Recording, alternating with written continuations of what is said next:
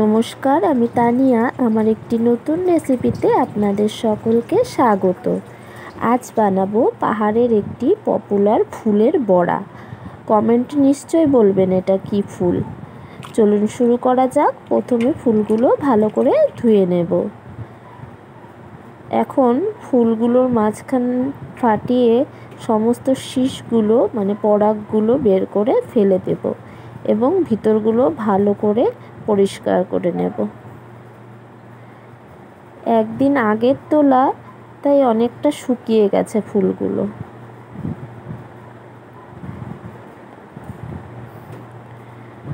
আধা ঘন্টা আগেই একটু আতপ চাল ধুয়ে ভিজিয়ে রেখেছিলাম। এখন সেগুলোকে একটা মিক্সির জারে নিয়ে নেব দুটো কাঁচা লঙ্কা, আর নেব স্বাদ মতো নুন আর হলুদ।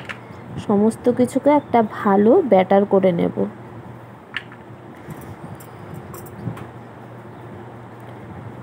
ব্যাটার আমাদের রেডি। এখন উপর থেকে দিয়ে দেব সামান্য কালো জিরে। এবার ব্যাটারে একটু জল মিশিয়ে ফুলগুলোর উপরে ভালো করে কোট করে নেব। ভালো করে করতে হবে যাতে সব জায়গায় লাগে। এবার কড়াইতে তেল গরম হয়ে গেছে। এখন একে একে ফুলগুলো দিয়ে কড়াইতে লো ফ্লেমে ভেজে নেব। ফ্লেমটা বাড়ানো যাবে না, তাহলে কিন্তু উপর দিয়ে ভাজা হয়ে যাবে এবং ভেতরে কাঁচা থাকবে। লো ফ্লেমে অনেকক্ষণ সময় নিয়ে উল্টে পাল্টে ভেজে নেব।